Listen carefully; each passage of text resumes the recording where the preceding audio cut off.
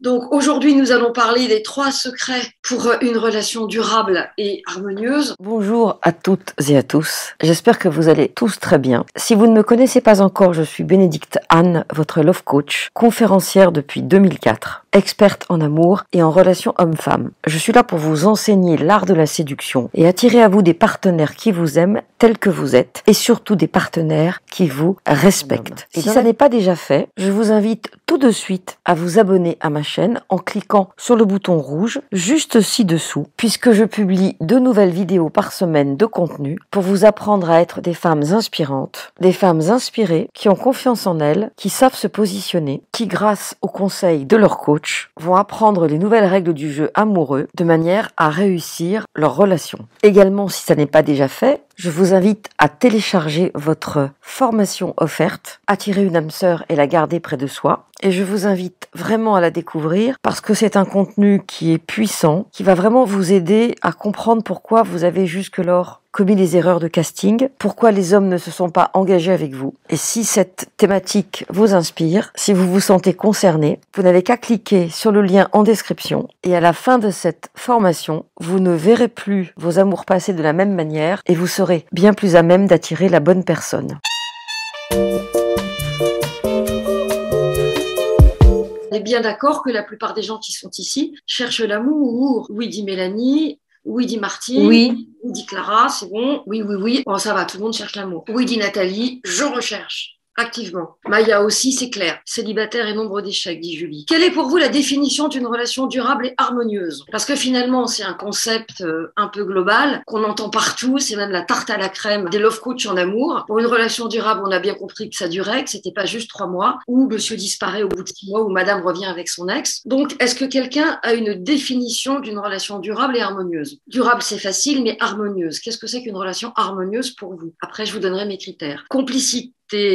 Aucun ne prend le lead, pas tout le temps. Faut que ça balance, sans conflit, sans inquiétude de perdre l'autre. Alors sans conflit, ça me paraît compliqué. Équilibré, fluide, bravo Michel. Confiance mutuelle et liberté de chacun, confiance fluide, communication, écoute, sans domination, durera pour toujours. Bonne question quand on est déjà vieux. Oui, jusqu'au bout. Communication bienveillante, projet commun, on se met d'accord. Au départ, vous êtes dans les 2 mots-clés de base, la fluidité, ce que j'appelle et ping-pong, ping-pong, ping-pong. Et la réciprocité, ça veut dire que quand je mets 20 sous, tu mets 20 sous. Donc le ping-pong, c'est vraiment quand vous amenez quelque chose, l'autre amène quelque chose. Et si vous commencez à donner 30 et que l'autre répond 10, là on a un souci. Pour que la relation soit harmonieuse, il faut que dès le départ, les choses soient claires. Et très souvent, quand je regarde les histoires passées, et surtout les débuts des histoires de mes coachés, très souvent ce qui s'est passé, c'est que le verre était déjà dans le fruit, ou on avait une idée de la sauce à laquelle le ou la coachée allait être mangée. En d'autres termes, si vous écoutez bien ce que l'autre vous dit, vous aurez une idée de ce qui vous attend. Et c'est très marrant parce que j'ai quelqu'un qui a commenté ma dernière vidéo et qui me disait « Ah, j'ai rencontré quelqu'un hier soir, j'ai fait ce que vous avez dit, j'ai écouté, le gars il m'a tout livré, j'ai vu la couleur de la sauce et j'ai compris que c'était pas pour moi. » Donc ce que je trouve intéressant, c'est vraiment d'écouter au départ. C'est là où vous vous plantez toutes et tous parce que vous êtes tellement dans « Ah, l'autre me plaît, etc. »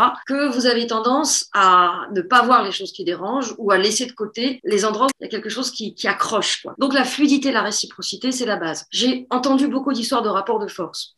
Alors, on va le dire d'une manière plus nuancée. Si l'autre commence à engueuler la serveuse ou le serveur, ça j'ai entendu très souvent, à mater les jambes de la serveuse, à parler de ses ex, à critiquer vos amis, à se moquer de vous, là, on est déjà dans un rapport de force, une espèce d'ironie sous couvert d'humour. Et en réalité, ça commence à puer. C'est-à-dire qu'au départ, tout doit être genre un peu ravi de la crèche. Ah ouais, c'est merveilleux. Ah, t'as vu, on est du même jour. Ah, t'as vu, on a été la même année dans tel pays. Ah, t'as vu, on parle une langue en commun. Des trucs mignons et parfois un peu cucu, mais des choses qui sont quand même significatives. Donc, si au départ, il n'y a pas ce côté ravi de la crèche, papa ours et maman ours, avec la peur et la timidité, c'est un peu inquiétant. C'est pour ça que malheureusement, les 5 à 10 premiers rendez-vous sont liés à l'enquête de terrain. Parce que souvent, l'autre va vous présenter son meilleur jour et vous n'allez voir que la partie jolie de l'autre, alors qu'en réalité, tout est déjà là. Je pense à ça parce que j'ai analysé le courrier d'une coachée pour mon groupe de coaching. C'est un gars qui lui chante Ramona, mais en lui chantant Ramona, il lui fait passer le message que, 1, il n'a pas une thune, 2, elle gagne bien sa vie, donc il va vivre à ses crochets, 3, il a insisté sur le fait qu'il avait une sexualité importante. Alors, on ne sait pas si c'est